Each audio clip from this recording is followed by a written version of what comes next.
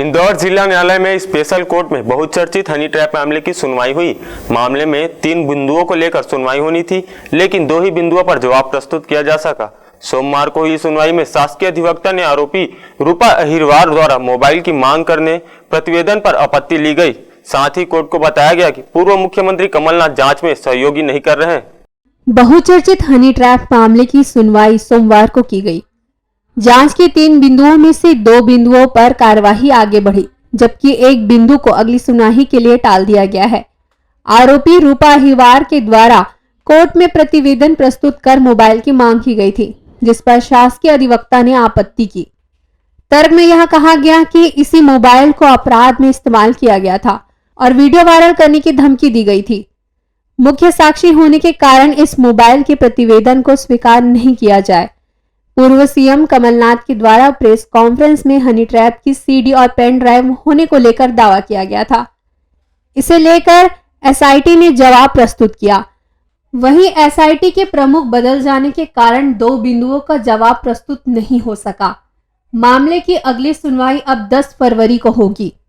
माननीय विशेष न्यायाधीश महोदय श्री मनोज कुमार तिवारी साहब के न्यायालय में मध्य प्रदेश के बहुचर्चित मामले, जिसे हम सभी हनी ट्रैप मामले के नाम से जानते हैं, उसकी सुनवाई आज नियत थी।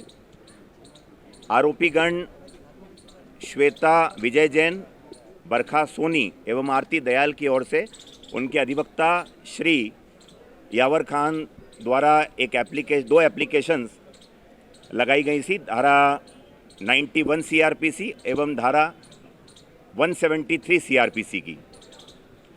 इन दोनों आवेदनों पे आज हमें जवाब देना था, पर चूंकि एसआईटी के पूर्व प्रमुख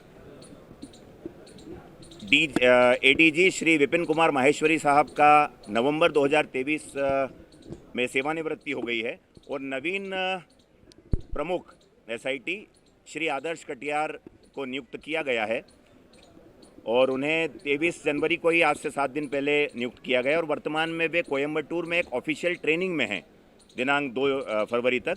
इस कारण इस विषय पर उनसे चूँकि कानूनी बिंदु पर एप्लीकेशन डिसाइड होना है, एसआईटी चीफ हैं, तो उनसे विचार विमर्श करके ही हम अगले दिनांक को जो माननीय न्यायालय ने 10 फरवरी 2024 नियत की है, उस पर हम दोनों एप्लीकेशंस का जवाब प्रस्तुत करेंगे।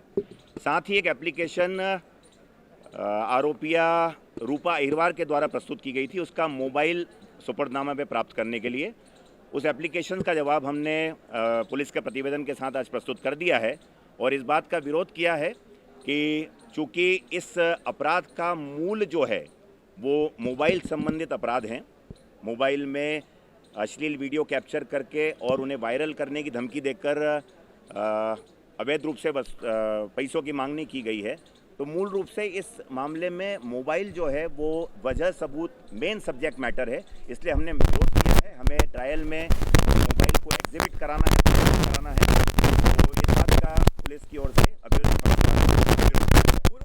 शासकीय अधिवक्ता ने कोर्ट में यह भी बताया कि पूर्व सीएम कमलनाथ जांच में सपोर्ट नहीं कर रहे। अधिवक्ता ने कहा कि जब कमलनाथ से मिलने का समय लिया गया था, उस दौरान कमलनाथ अपने शामना हिल्स बंगले पर मौजूद नहीं थे, जिसके कारण एसआईटी के द्वारा कमलनाथ के बयान और सीडी पेन ड्राइव को लेकर पूछताछ नहीं की जा सकी। शासकीय अधिवक्ता ने कोर्ट के समक्ष एसआईटी प्रमुख विपिन माहेश्वरी के रिटायरमेंट के बाद नए एसआईटी प्रमुख नियुक्त होने के बाद उनका ट्रेनिंग पर जाने के कारण जवाब प्रस्तुत नहीं हो सका। केस हनी ट्रैप मामले में 173 का हमारे द्वारा आवेदन लगाया गया है, जिसके अंतर्गत शेष आरोपी जो भी हैं उनको पेश किया जाए। एसआईटी द्वारा किसी भी अभी आरोपी को पेश नहीं किया गया, ना ही पूरक चालान है। जब तक पूरक चालान है उसके अंदर पूरी कार्रवाई कंप्लीट की जाए। अभी किसी प्रकार की कोई कार्रवाई शेष नहीं। जब तक चार्ज सभी आरोपी उपस्थित नहीं होता, जब तक चार्ज लग नहीं सकता। और हमारा एक जो कमलनाथ जी को नोटिस का है वो भी आवेदन पेंडिंग है और माननीय उच्च न्यायालय द्वारा बोला गया है कि जल्द से जल्द स्पीडली ट्रायल की जाए। तो अभियोजन के द्वारा स्वयं ही लिंगर ऑन किया जा रहा है और न्यायालय द्वारा कई अवसर दे चुके हैं इन्हें, फिर उसके बावजूद भी किसी प्रकार की कोई कार्रवाई नहीं हो रही। फिलहाल मामले की अगली सुनवाई 10 फरवरी को होगी और उसके बाद कोर्ट का निर्णय होगा। इंडिया टाउन न्यूज के लिए इंदौर से देवाशीष की रिपोर्ट।